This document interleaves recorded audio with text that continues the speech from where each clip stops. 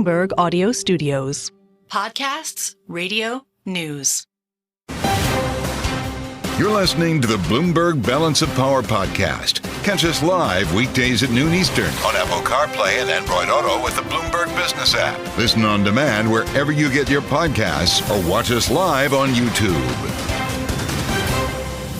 We add a layer of breaking news here as we found out earlier this hour, Kailey, the sentencing in the Bragg case in New York, the hush money trial that brings us back to Stormy Daniels and Michael Cohen and so forth, delayed until after the election. Kailey, will have to wait till November 26th. Yeah, although we will get some more before then. On November 12th, the judge will rule on his immunity. Remember, he and his legal team have argued in light of the Supreme Court decision from this summer, which found that he does have immunity for official acts, that might need to mean this case in which he was convicted is thrown out or potentially change the outcome here because, of course, these were in part checks that were signed while he was sitting in the Oval Office, raises a lot of questions. So they'll get a decision on that by November 12th. But again, November 12th, all the votes will be in. That's correct. At that point. Nothing is happening the race may prior not be to called, the election. But the votes will have been cast. Remember that whole argument about official business versus unofficial business? This is actually what this is all coming down to here now. So another date to circle on your calendar here, knowing as well that the election interference case brought by Jack Smith, we learned just yesterday, will also have to wait now officially until after the election, Kailey. Yes, although we will get some things in that case before then. Briefs that are filed from the special counsel that could unearth evidence that the American electorate has not heard about at this time. June Grasso is with us now. It's amazing how the redhead hits the terminal. June Grasso pops up in the studio. There she is, the host of Bloomberg Law. Yes, indeed. Another one, June. Look, we saw this coming here. A couple of important court dates for Donald Trump. November 26th means what for this case? We're talking about the election interference case right now because we have a couple of things. No, this is Bragg. We're going to wait for sentencing. Okay. I know. Okay. Let's start in New York where you are with the Bragg case. All right, because there are three things going on today. So in New York with the Bragg case, the judge, it's basically, we don't want to show an appearance of impropriety. We don't want to have people looking at this and saying that our decision on sentencing had anything to do with the presidential election.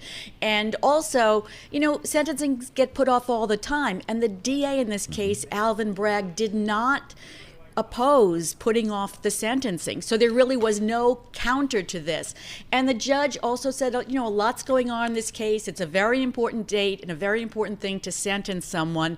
And I don't want any other distractions during that. So, he had a lot of different considerations. And, what's the point from a judicial point of view of sentencing Trump before the election? There really is no rush. Well, yes, but does it not change the potential outcome if he is, say, not just former President Donald Trump, but President-elect Donald Trump when the sentencing happened? Isn't that likely to influence a decision on, say, actual prison time?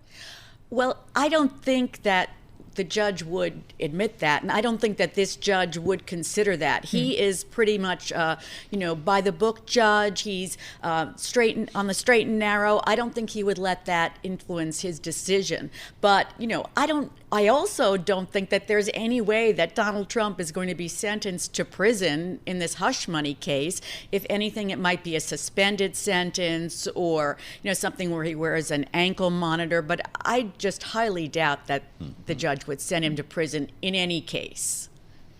We've got the E. Jean Carroll case as well, with the former president voluntarily back in the courtroom today for oral arguments. They're trying to appeal this $5 million verdict. June, what should our listeners and viewers know?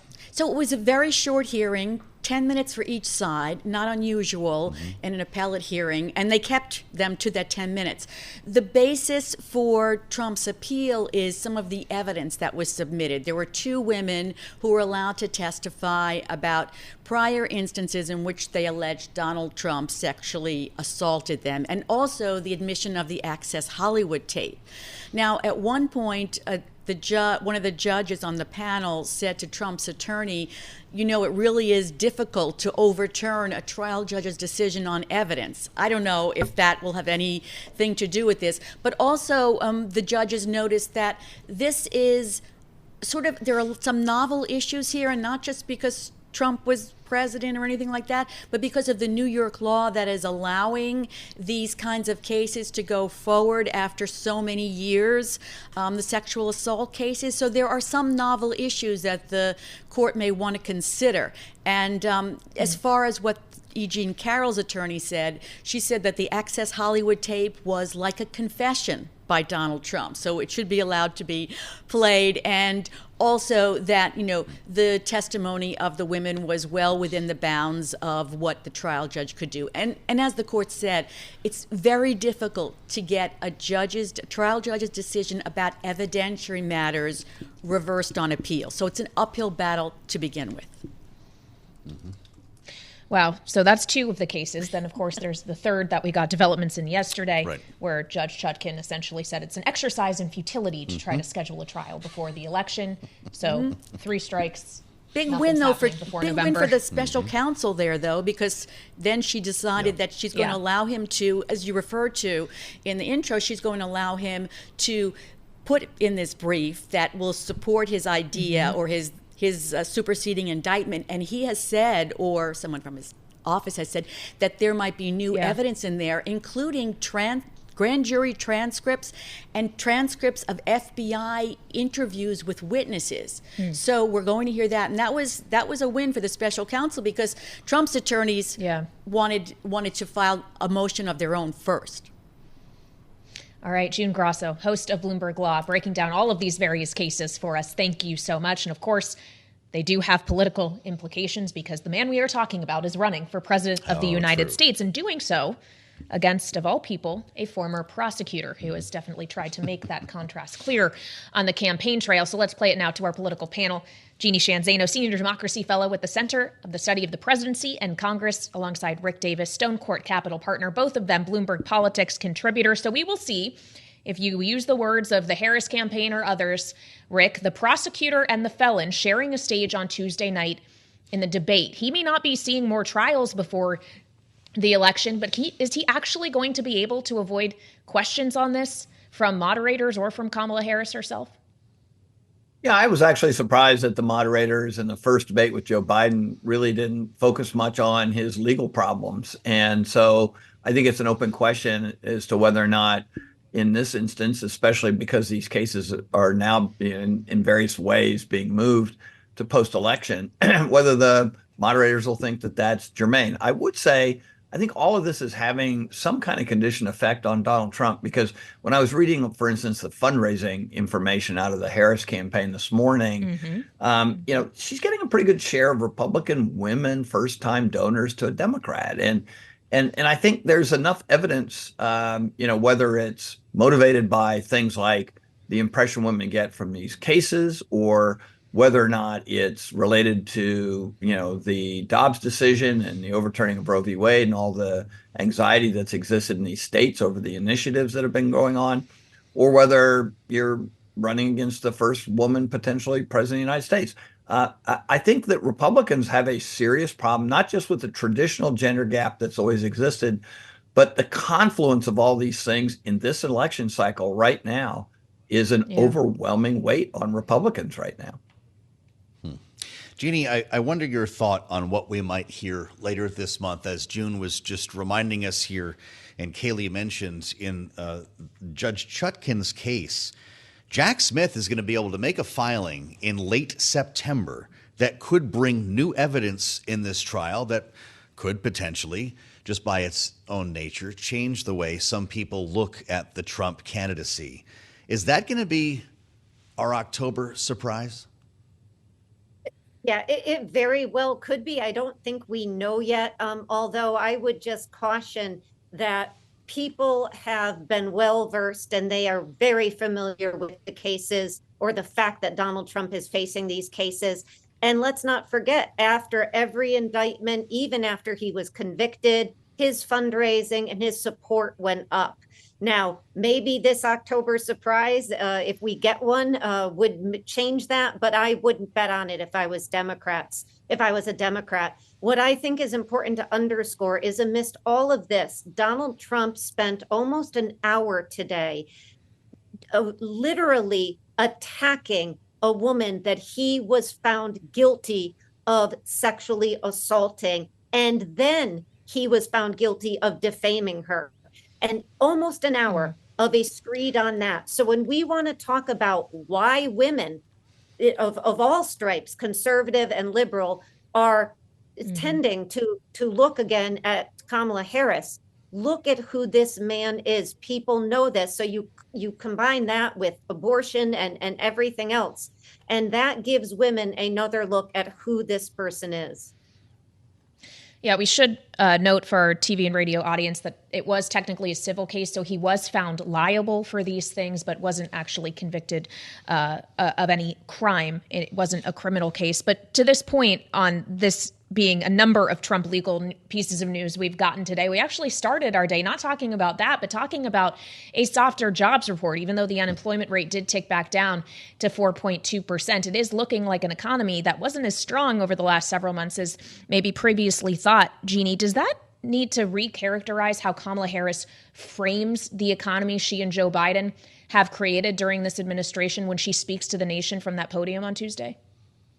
You know, I don't think she'll need to reframe it. I think we've heard in the last few days where she is going to take things. She's going to try to differentiate herself from Joe Biden on certain aspects, but we have to be very clear that the unemployment rate has been low during Joe Biden's presidency, historically low by some measures, and the number of jobs created historically high, far and above what Donald Trump did his first 3 years, and certainly that last month, even though a lot of that had to do with COVID, which Democrats would tell you mismanaged. So, you know, this remains an issue for Kamala Harris on the economy. I don't think we'll see a change from what she's been saying the last few days. She's going to try to ride down the middle and differentiate herself a bit from Joe Biden in certain aspects.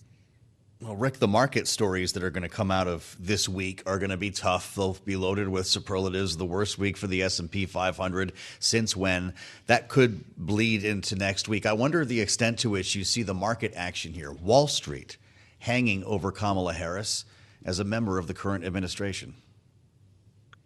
Well, you know, it's not had much effect on either booing Donald Trump's numbers when he takes credit for when the market goes up. He says, they must have realized that I'm going to be president, and vice versa. He'll blame, Kamala Harris for a downturn in the economy. But we don't really see any impact in the numbers. I mean, it's been a relatively tumultuous, both positive and negative summer and in the markets. And you really don't see that kind of slide affecting the data. And so I'm going to side here with the empirical data.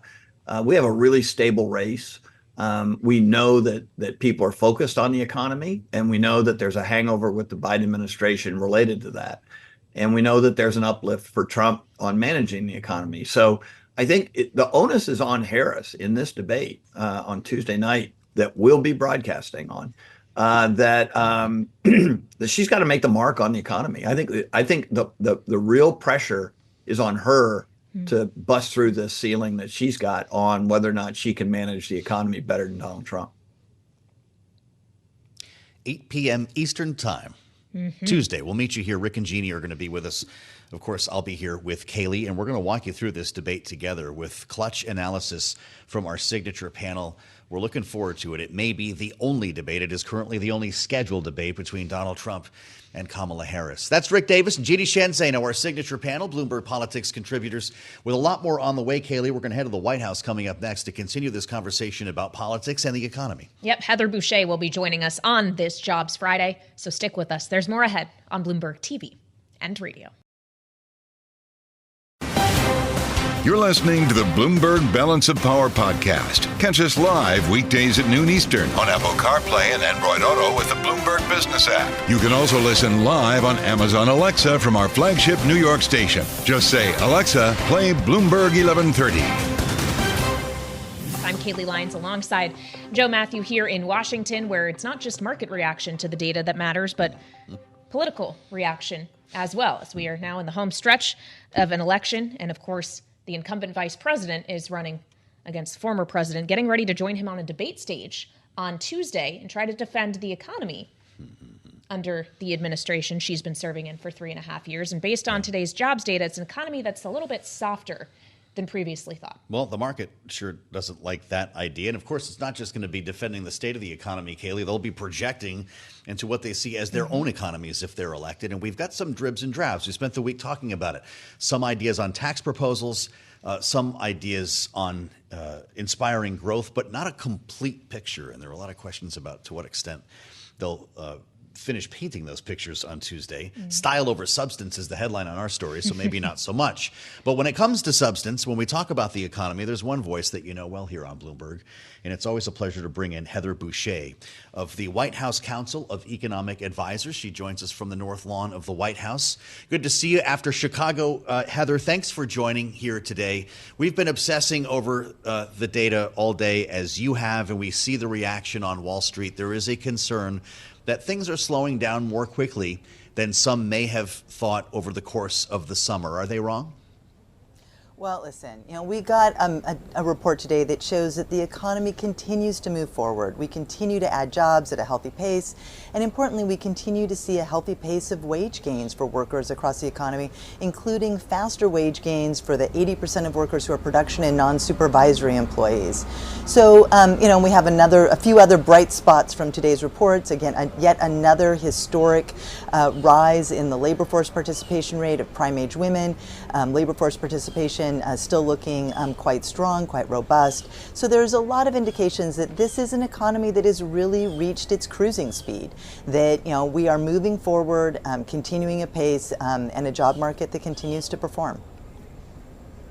Well, if it's reached cruising speed, it does raise the question of whether or not the current rate of policy is what is appropriate. I won't ask you to weigh in on the actual decision the Fed will make in a few weeks' time, Heather, from your position at the White House. I just wonder if we see a sudden easing in policy, if you worry that may actually send a signal that the economy is in a more dire strait than you think it is, especially with an election just around the corner.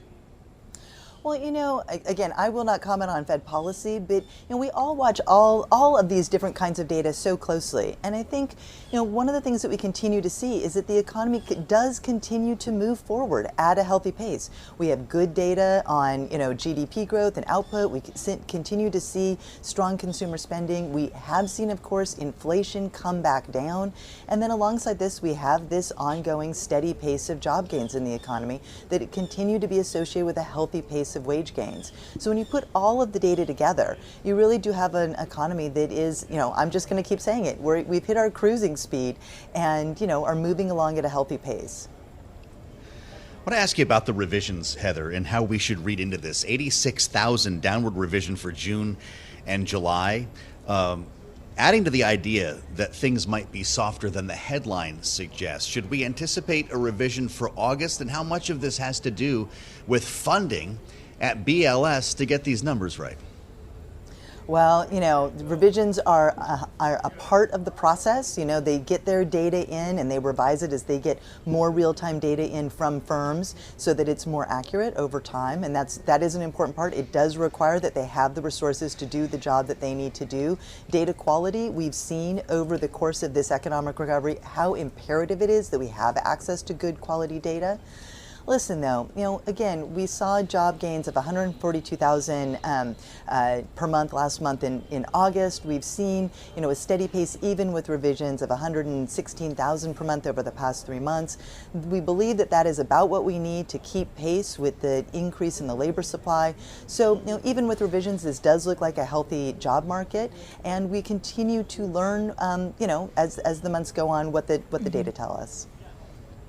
Well, and of course, the job market isn't monolithic. There are many different components of it that you could look at. Heather, specifically what's caught our attention in recent months is manufacturing, where a sector in which we're seeing a bit more weakness. What exactly is happening with the employment picture you see in the manufacturing sector? Well, certainly you have seen that flatlined, and you did lose some jobs last month. One of the things that we have been focusing on in the Invest in America agenda is how the president's agenda is revitalizing parts of American manufacturing through the construction at this point of new manufacturing facilities, which we're seeing all across the country. And so we've been actually watching very carefully the increase in construction employment that you've seen, and you actually saw a big uptick in that last month. we believe that, as you build those facilities, those workers will come into these new sectors that we are building out. But, for now, we are seeing this flattening in the employment and manufacturing. There's been a lot of talk about U.S. Steel this week, Heather. I don't know if this is something that you helped to advise the president on, but now you've got Joe Biden, along with the two presidential candidates, opposing this acquisition by Japan's Nippon Steel. It was reporting this week that President Biden was preparing imminently to formally block that deal. Is that about to happen? That is not something I can speak to today. Well, I don't know if you're allowed to talk about this proposal at all, but there have been questions about whether, if this deal wins support, for instance, from the United Steelworkers Union, if that might change the look of this arrangement. Do you have a thought on that?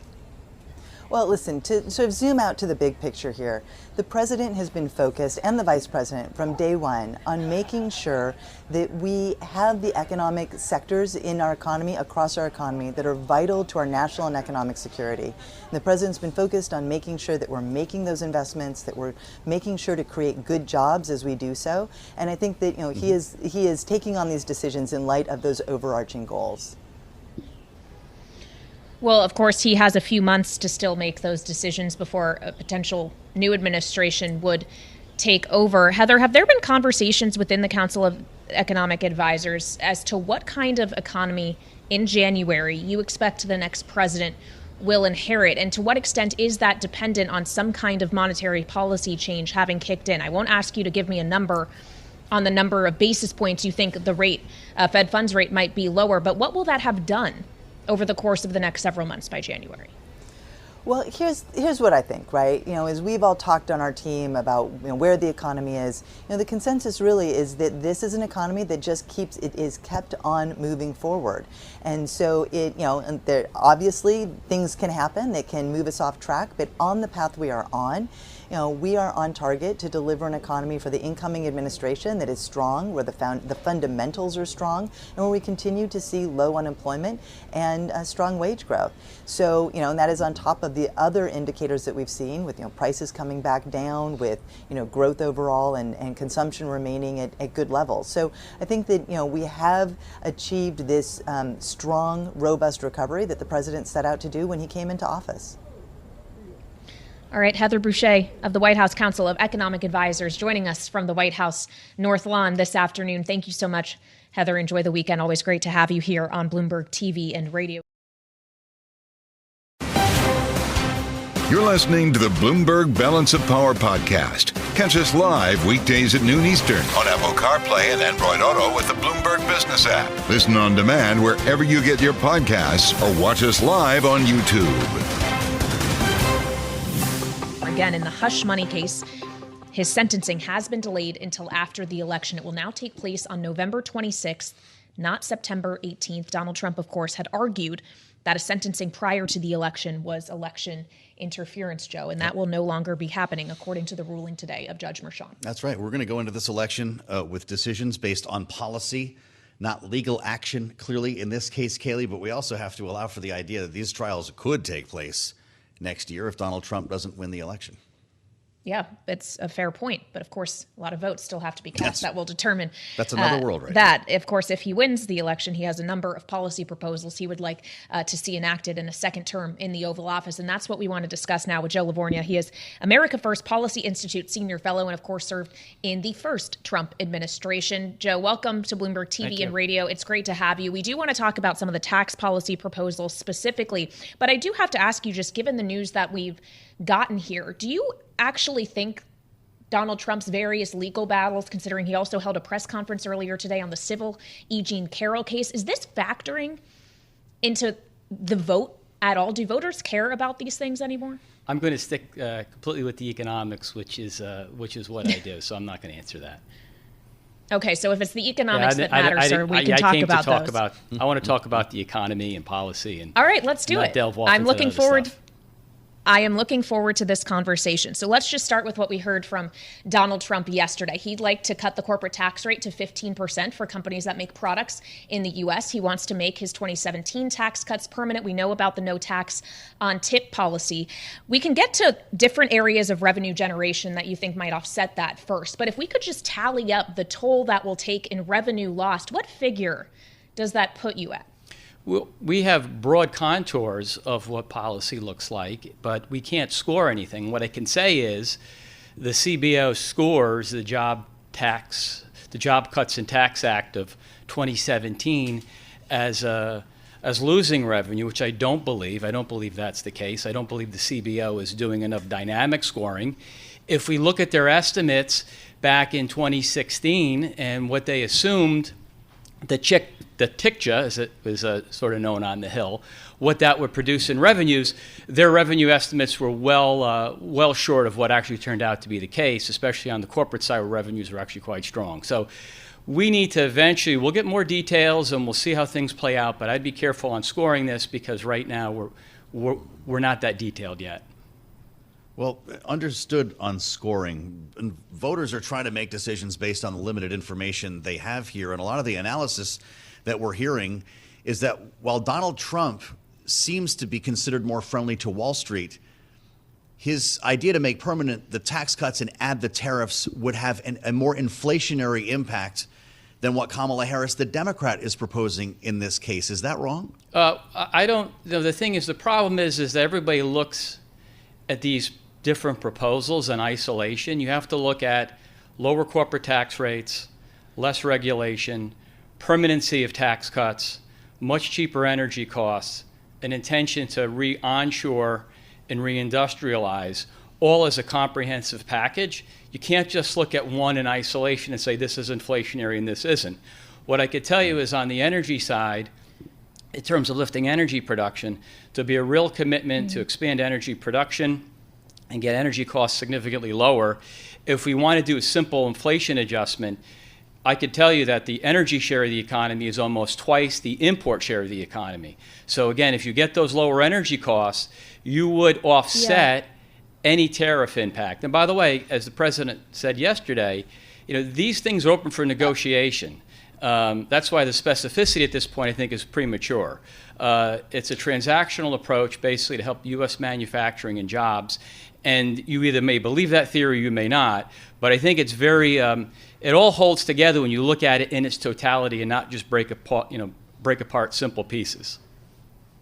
So if we want to focus on energy here specifically, if there were a blanket tariffs on all imports into the United States, that too would impact energy, right, and could result in higher energy costs. I'm sure you're going to say that Donald Trump wants America to produce more, to be energy independent, but we're already pumping a record amount of oil and gas because these are companies that like to exercise capital discipline and are returning a lot to shareholders. Is that what you think is going to change here? I just want to change one thing you said. The thing is, we have increased production, but you have to keep in mind that to keep low and stable energy costs in place, you have to have long-term capital investment. So the intention is to do things that will improve the energy platform in a way that it's sustainably producing cheap, low-cost energy, which we had under the Trump administration, if you look at where energy costs were and if you look at where inflation was. So I think the plan is very comprehensive and it makes sense when it's looked at in totality.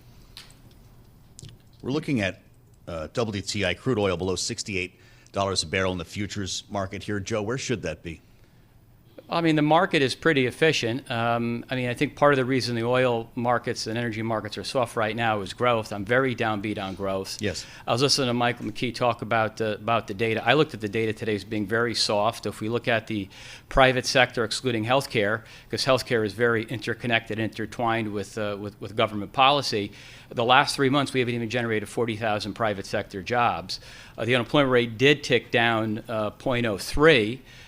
In August, but temporary hiring fell again. Manufacturing was weak. One of the areas of strength was in construction, but it seems to me that's ripe for a major pullback in light of the big drop in construction openings and the fact that construction activity is extraordinarily soft. We look at home sales or look at pending home sales or starts, permits, builder sentiment, all those things suggests to us that the construction industry could shed upwards of 1 million workers, which by itself would push the unemployment rate up near 5%. Well, that certainly would be something. 4.2% is where we sat as of today's figures. As you talk about construction and housing specifically, of course, we know a lot of that has to do with just where interest rates are in Federal Reserve policy. Donald Trump has suggested, including in an interview on Bloomberg Business Week, and he's doubled down on it a few times now, that he does think the Fed should have input when it comes to monetary policy. What would that look like if the U.S. central bank wasn't fully independent of politics? Well, the Fed is an independent institution, but that doesn't mean the Fed is immune or should be immune from people criticizing it both on a constructive basis. We know that in 2018, and I argued this when I had nothing to do with the administration, that policy was too tight, and the president agreed, and the Fed wound up cutting because the Fed was too tight. One of the reasons why monetary policy is tight is because inflation's been high, and the Fed has reacted to that by keeping rates elevated. I think rates will come down, rates need to come down, but that's because I believe the economy is fundamentally soft. We've had basically every month, almost every month in the last 3 years, we've had the index leading indicators negative. This week we saw industrial production in the ISM at its lowest level since pre-COVID.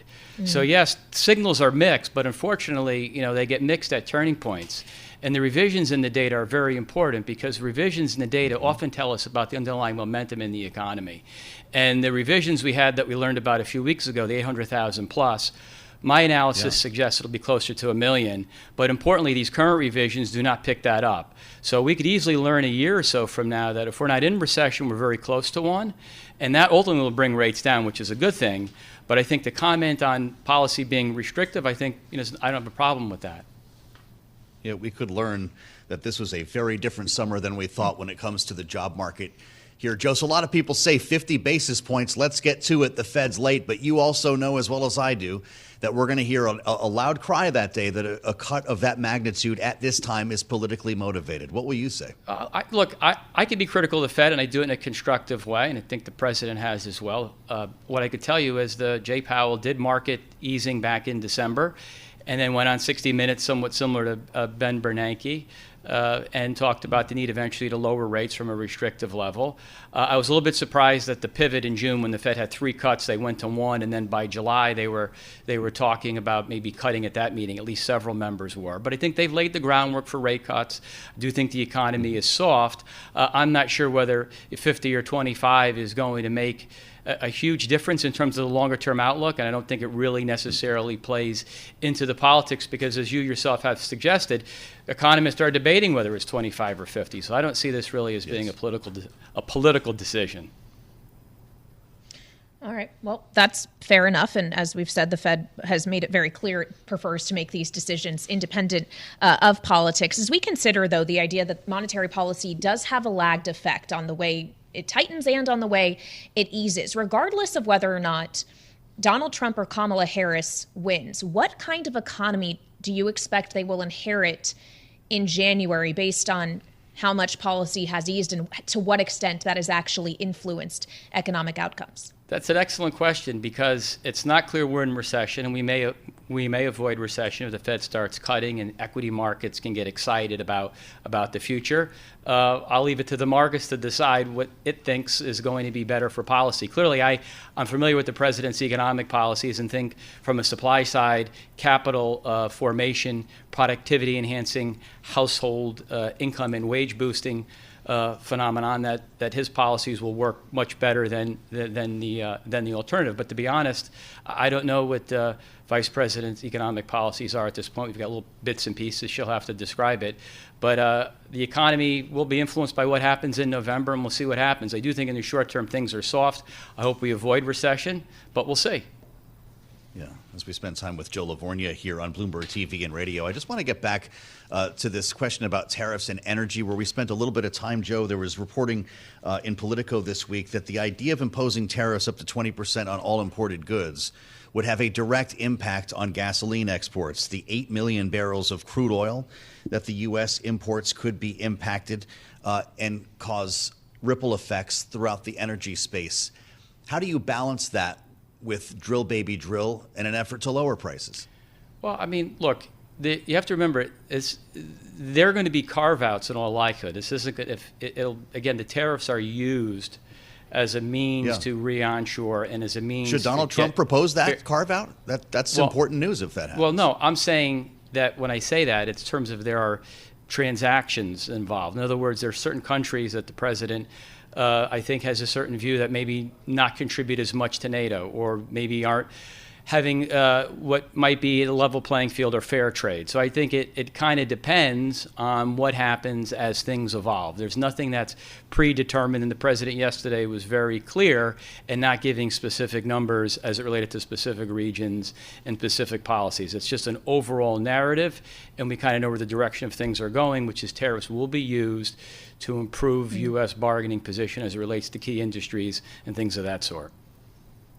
Are you hoping, Joe, that you'll have a role in the shaping of that policy if Trump wins a second term? Thank you for asking. I'm very happy. I actually have a Wall Street day job, and we'll see what happens. But I very much like what I do, and if I get the call to serve, obviously I'd be honored. But right now I'm focused on the markets, which you know are very tricky and interesting. We're trying to figure out 25 or 50.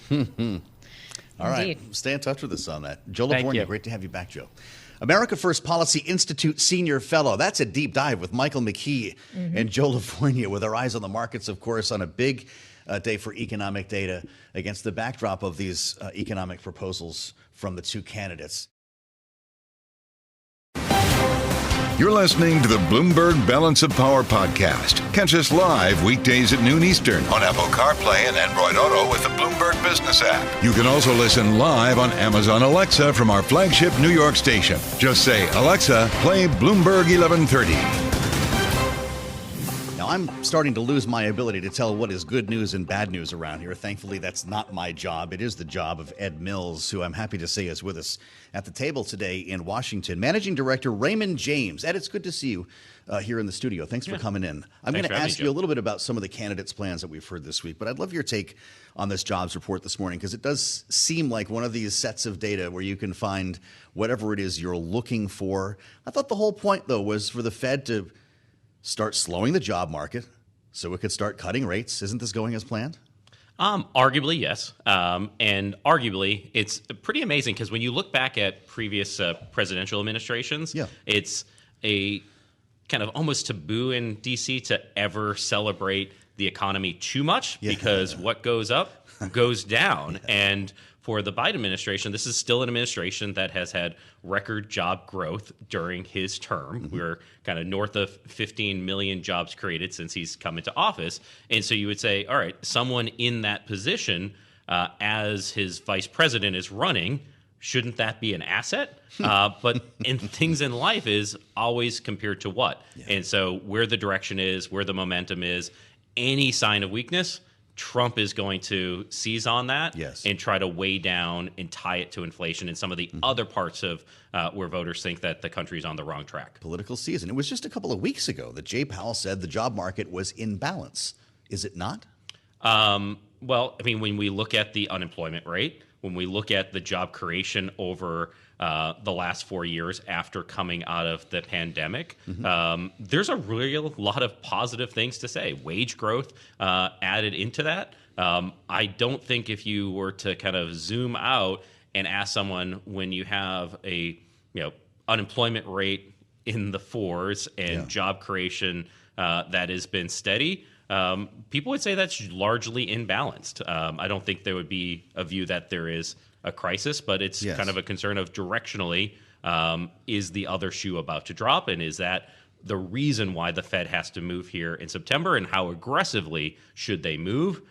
Clearly the debate that we get here at Raymond James. Are you at 50 now? It seems that we're split on this. Yeah, I mean, I think it makes more sense to kind of take the over kind of between 25 or 50 basis points. The reason not to is I do think that the Fed is concerned about stimulating the economy too much, having a second wave of inflation. You've seen them take every rate hike that they could get to have the dry powder. So if I would caution to not go too far too fast, if they do 50 now, that could be slower cuts later this year Understood. to understand what the impact of the election is. To get to the same spot eventually, just a question of where and how these cuts fall. Ed Mills, you've been watching like we have the candidates roll out economic plans. They're leaving a lot of holes in these plans. Rollout is doing a lot of work. Okay, fine. So we've got a couple headlines. Yes. Is what we have. And Donald Trump had a big one yesterday on the corporate tax rate. Let's listen to what he said before the Economic Club of New York. To further support the revival of American manufacturing, my plan calls for expanded R&D tax credits, 100% bonus depreciation, expensing for new manufacturing investments, and a reduction in the corporate tax rate from 21% to 15% solely for companies that make their product in America. All right, there it is. So 15%, we've heard that before. Yep. Unclear he can get that through Congress. Kamala Harris looking for a higher number in this case, but she put forth a smaller than expected number on capital gains taxes for the highest earners.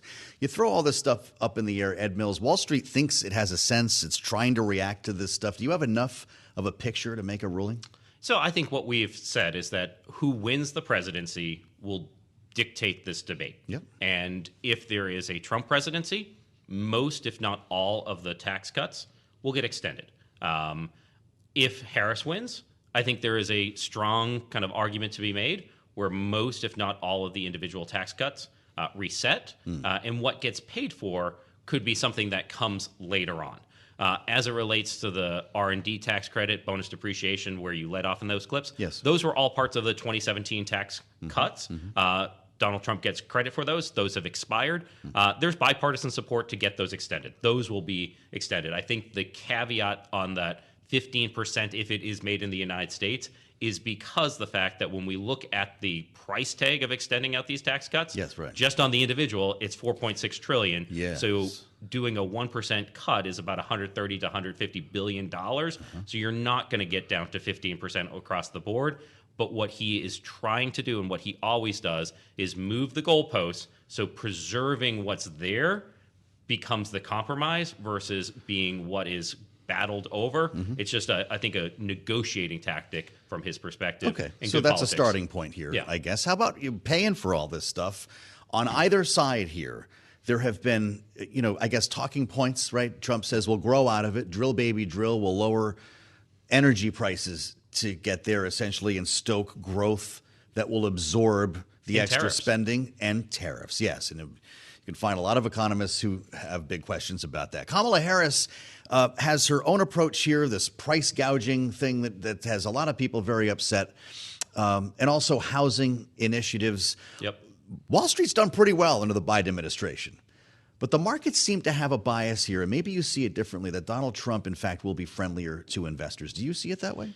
I think it's much more nuanced than that. Yeah. And my job at Raymond James has been to say, all right, here are the Trump policies that could be good for the market. Okay. Here are the ones that are negative, and here's for Harris that are good and negative. I do think that the market generally likes split government. And what I hear a lot at Raymond James is concerns about, is there a second wave of inflation if Trump is reelected under his tariff, trade, and immigration policies? Well, that's a big question there, and that would not be very friendly to Wall Street. So you're kind of cherry picking then.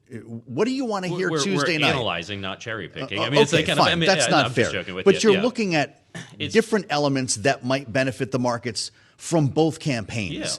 Can you crystallize that more after this debate Tuesday night? That is my hope, and that is my goal. I mean, I do think that what the market will be most focused on are the twin fiscal cliffs of the debt limit and the extension of the tax cuts at the end of the year next year. One thing that we've highlighted that we think happens regardless, and I think that's been a fun part of this, is that we think that there's energy permitting reform regardless of who wins. Okay. That's going to help and supercharge the Inflation Reduction Act. Yeah. That should help CapEx. That will help construction. That will help jobs. And so if either of them win, we'll all focus on some of those positive aspects of the agenda and give a reason why the market should go up. Usually the year after a presidential election for the S&P 500, it's a pretty robust and positive outcome for the market. Great. Once we get that uncertainty out of the way. I've been looking forward to this conversation. Can we stay in touch between now and the election? Because I want to know where your head is. This is important stuff in a conversation you'll only hear on Bloomberg. You're listening to the Bloomberg Balance of Power podcast. Catch us live weekdays at noon Eastern on Apple CarPlay and Android Auto with the Bloomberg Business app. Listen on demand wherever you get your podcasts or watch us live on YouTube. This is all being factored, of course, into the conversation that's going to be had in Philadelphia next Tuesday. The economy will loom large over the presidential debate. Donald Trump, Kamala Harris might be the only one we get. ABC News will bring it to you live here in special coverage on Tuesday night. And a great story on our terminal right now about prep. Once again, the two candidates are taking two very different roads to Philadelphia, literally and metaphysically. Kamala Harris is hunkered down in Pittsburgh right now. She's going to spend the whole weekend there. And they're actually doing mock debates, as we've told you, with Philip Raines dressed up in a big suit, red tie, playing Donald Trump. He did this with Hillary Clinton. As I read in this great story by Bloomberg, though, Trump team sees it awfully different. J.D. Vance says, we're not going to have some formal debate prep session. He likes to sit down, workshop one-liners. He considers moments like yesterday that we showed you at the Economic Club of New York to be prep. And so they're coming from two very different areas here, and a lot of questions about what will happen when they come together. Look who's back to talk to us about it. Wendy Benjaminson, back in the nation's capital, of course, reporting for Bloomberg, our senior Washington editor. Nice to see you back. Nice to see you. Just in time for the big throwdown here. Yeah, exactly. We talked around the first debate when it was Joe Biden. How different is this one going to be? Because the rules, it turns out, Wendy, are the same. The mics will be muted, all the same stuff. I guess we'll have a press pool in the room. But Donald Trump needs to calibrate or modify his approach in what way, if at all? Well, not too much, actually, because the strategy within Trump world is for him to let Kamala Harris speak. He wants her to go into her long-winded answers that we saw in the CNN debate, remember? Mm-hmm. And she can kind of meander down a wandering path to the point of her sentences. It's just one of her personality tics. Yeah. And she can do that. Trump wants viewers to hear her say that. We noticed in the first debate that Trump, at least compared to the awful performance President Biden put in, he was able to, because he was being disciplined by the muted mics, he was the one who was able to keep his answers short and to the point and relatively on topic. Yeah. So her goal in this debate is to knock him off a little bit. I think she'll try to fact check him, use her time to fact check, use her time to argue with him. Yeah. And to kind of probably tick him off a little bit. That's why that would be my strategy. Unmuted microphones. She wanted that bad. Yeah, she really did want that. So she could catch him in the act. Right. She can't do that now. And they could spar a little bit. Yeah. The one thing I don't think we're going to see in this debate is the two of them wonking out over things like the differences between their tariffs on tips. Okay. I mean, their taxes on tipped income policies. I think they're going to go for Kamala Harris wants to introduce herself more to people. Mm-hmm. She wants to talk about her biography. She wants to make him look bad, and his goal is the same. But I think, and he's an experienced showman, so I think he's going to, really, hit all of his great one-liners that he's been working on all week. Well, I guess so. We're going to find out. It's curious, though, that the headline on the story is style over substance. Right. These are two candidates who have left voters hungry for details. Sounds like they're not going to get any.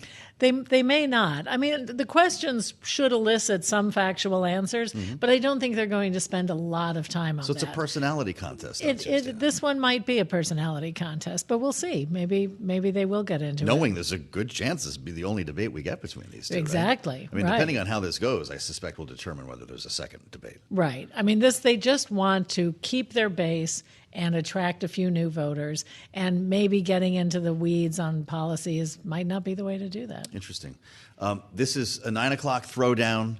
She doesn't have the whole 8 o'clock issue that Joe Biden have. No, what issues does she have, though? Is it train of thought, as you said, the meandering answers? Because Donald Trump was called out for that frequently as well. He was talking about wind the other day, and he went right into bacon, and then there was And sometimes these sometimes they're both hard to follow. Right. Oh, absolutely. And Trump is famous for winding down into sharks and batteries and things like that we don't know. She is actually a very good debater. And remember, she is a prosecutor. Ask Joe Biden. Exactly. She nailed him in 2019 on his 1970s vote on busing to end segregation. She hit Tulsi Gabbard pretty hard in debates with in that year. And if you remember the Brett Kavanaugh Supreme Court confirmation hearings, when she wants to drill down and nail someone, she is quite capable of doing it. She knows how to operate in a hearing, that's for sure. We'll see if she can duplicate that. And he can only hurt himself with the one-liners if he calls her nasty or questions her race and ethnicity. That could go bad. Wow, we're doing this. Wendy, thank you. It's great to have you back. Wendy Benjaminson. See, she's still with us, Washington senior editor here at Bloomberg and the force behind our Bloomberg swing state poll. You know who else is here? I've been looking forward to this. The voice of New Hampshire, the voice of the establishment Republican Party in New Hampshire. I'm not talking about Chris Sununu. I'm talking about Steve Dupree, former chairman of the New Hampshire Republican Party, now owner of Dupree Companies, and he's been with us before. Of course, we spent some time together in New Hampshire. He was behind Nikki Haley, and now he's trying to figure out what to do in November. Steve, it's great to see you. Welcome back, and thanks for joining us here on Bloomberg. What do you want to hear on Tuesday night, or is your mind made up? Well, I'd like to hear substance, but I think as we've all predicted, it will be short on substance and more on style. And I think the commentators have nailed it. We have a showman who's great at one-liners, and we have a prosecutor, former attorney general, who's good on the facts. So it'll be very interesting to see the interaction. I think for people who are still on the fence, there are a lot of people who remember what they think was a better economy under President Trump. And he's going to remind voters of that. And I think try to put Vice President Harris on the defensive, saying, hey, this is your economy and the price of groceries is your responsibility. And she's got to counter that. She's got to somehow separate herself from the Biden administration and make Donald Trump and the way he conducts himself and his erratic policy pronouncements the issue. And somehow diplomatically also point out that now there's only one very older candidate in the race who, if elected, would be older than Joe Biden was when he took the oath of office. So it's going to be a very interesting show. I think there is a group of persuadable Haley / McCain / Bush / Reagan Republicans out there who have not made up their mind. They probably disagree with many of Vice President Harris's policy proposals, but they're also offended to some degree by the conduct of former President Trump. They're understood out there, and they could determine the election. They could determine the election. Certainly in a state like New Hampshire, if we zero in on the state that you know so much about. Steve, there was reporting this week that New Hampshire might be off the table for the Trump campaign. That take has been challenged. I wonder if you see it differently. No, I know the Trump folks very well. I know Corey Lewandowski, Steve Stefanik, some of the leaders. That was a foolish pronouncement, apparently, by a volunteer from Massachusetts. The Trump campaign is working hard in New Hampshire, and the assumption or the reporting that they're pulling out is just incorrect. And I will point out that in 2016, when he ran, it was no effort. In 2020, it was loosely organized. They are very well organized. They showed that in the primary, and they are contesting the state. And I know the polls currently show Vice President Harris up by about 6 points, and she was here and had a very successful visit on Wednesday. But this state is very much in play. It's interesting she chose to go to New Hampshire to talk about the economy, Steve, and I'm wondering if anyone is resonating with you as a fiscal conservative. It's not a question of which candidate might be responsible for more deficit spending. It's about which candidate will spend more. Am I wrong? No. And for those of us who actually believe the debt and deficit matters, what's happened? I remember in 2008 when John McCain and Barack Obama were arguing about an $8 trillion deficit, not one the size we have now. It's just amazing to me that neither candidate seems focused on that because there aren't easy answers to it, as we all know. I actually thought it was a smart move by Vice President Harris to come to New Hampshire and talk about supporting small businesses, because this is a state primarily made up of very small businesses. So I think that's an appealing message. That's a differentiation from what the Biden administration did in many regards. So from all accounts, and I was not there, I don't go to many political events. I try to avoid as many as I can. We've got a bunch of hot races here in New Hampshire. It was a successful visit. And of course, every time President Trump comes to New Hampshire, the rallies are big, and he has an incredibly large crowd the way he does at all of his rallies. So I think both of them are fighting hard. Both have organizations in the state. The fact there are races down ballot for governor, for Congress that are very hotly contested means the Trump campaign will be here. And those reports are just not, that they somehow pulled out, are just not accurate. Well, this is really important to hear from a credible voice in New Hampshire. I've only got about a minute left. Steve, will small business then break for Trump or Harris in New Hampshire? You know, that's a very interesting play, because those of us in small businesses like my own remember some of the tax breaks and tax cuts that helped, particularly right before we went into COVID. But then again, the Biden administration put in lots of supports that helped this state and kept the economy going. So I think that small business people are very much in play, just like you hear the president and the vice president talking about not taxing tips for wait staff and workers like that. That's very popular, and they're both trying to appeal to that small slice of the audience that in 6 or 7 states can make the difference in the outcome. The voice of Republican politics in New Hampshire, and of course the Snowshoe Club. Steve, it's great to see you.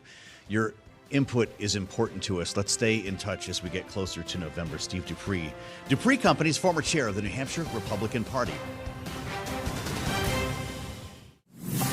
Thanks for listening to the Balance of Power podcast. Make sure to subscribe if you haven't already at Apple, Spotify, or wherever you get your podcasts. And you can find us live every weekday from Washington, D.C. at noontime Eastern at Bloomberg.com.